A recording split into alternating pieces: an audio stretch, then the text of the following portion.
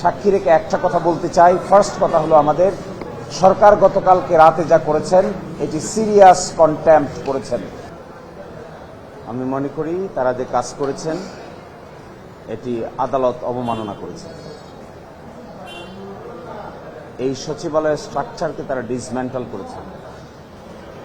এই সচিবালয়ে যাকে সচিবের দায়িত্ব দেওয়া হয়েছিল তিনি থেকে শুরু করে 15 জন কর্মকর্তাকে আইন মন্ত্রণালয়ের কাছে ন্যস্ত করেছেন।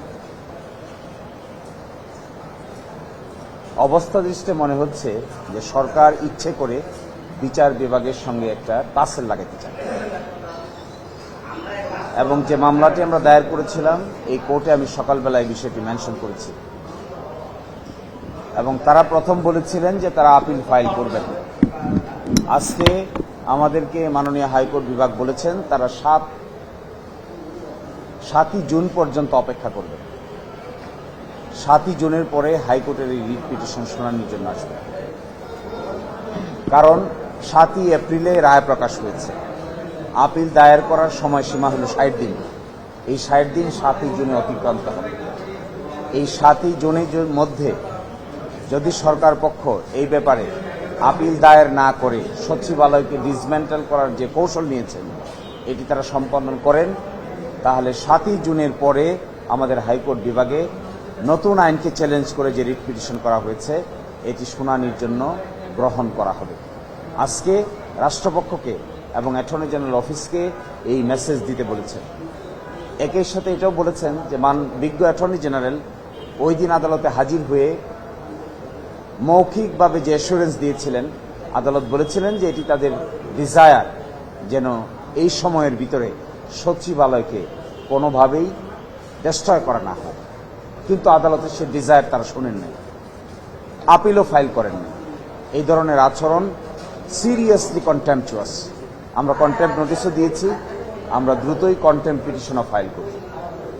আমরা মনে করি বিচার বিভাগের সঙ্গে এই ধরনের আচরণ করাটা শুধু দেশের জন্য ক্ষতি না, দেশের ভাবমূর্তি বিদেশেও ক্ষতিগ্রস্ত।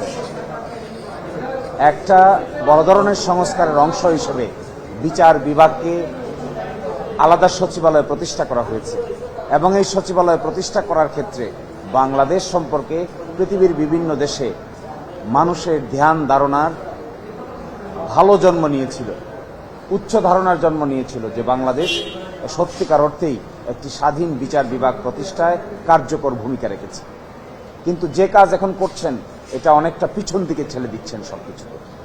তারা পিছনে দেখছেন, তারা ফরওয়ার্ড লুকিং না, তারা রিফর্মের পক্ষে না, তারা বিচারকদেরকে স্বাধীনতা দেওয়ার পক্ষে নয়, বিচারকদের নাকে তারা নাক পাশ লাগিয়ে রাখতে চান। এটি শুধু দেশের জন্যই ক্ষতি হবে না, দেশের ভাবমূর্তি দেশের বাইরেও ক্ষতি হবে।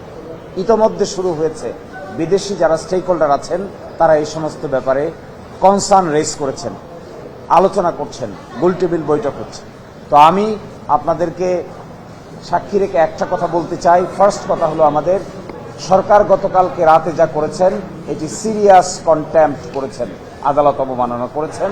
এখনো হাইকোর্ট ডিভিশনের ডাইরেকশনটা বহাল আছে। সেকেন্ড হলো, যে রিট পিটিশনটি পেন্ডিং আছে 5ই জুনের পরে এটি শুনানির জন্য আসবে। থার্ড হলো, আদালত হাইকোর্ট বিভাগ বিজ্ঞ অ্যাটর্নি জেনারেলকে যে পায়াস উইশের কথা বলেছিলেন সেই উইশের প্রতি তারা বিন্দু পরিমাণ শ্রদ্ধা দেখান নাই। আর চতুর্থত হলো, এই কাজ করে বাংলাদেশের ভাবমূর্তি দেশ এবং দেশের বাইরে ক্ষতিগ্রস্ত করা হচ্ছে। আমরা বিশ্বাস করব যারা তারা এগুলো থেকে বিরত থাকবেন। আমরা আগামীকালকেই একটি কন্টেম্পট পিটিশন দায়ের করব।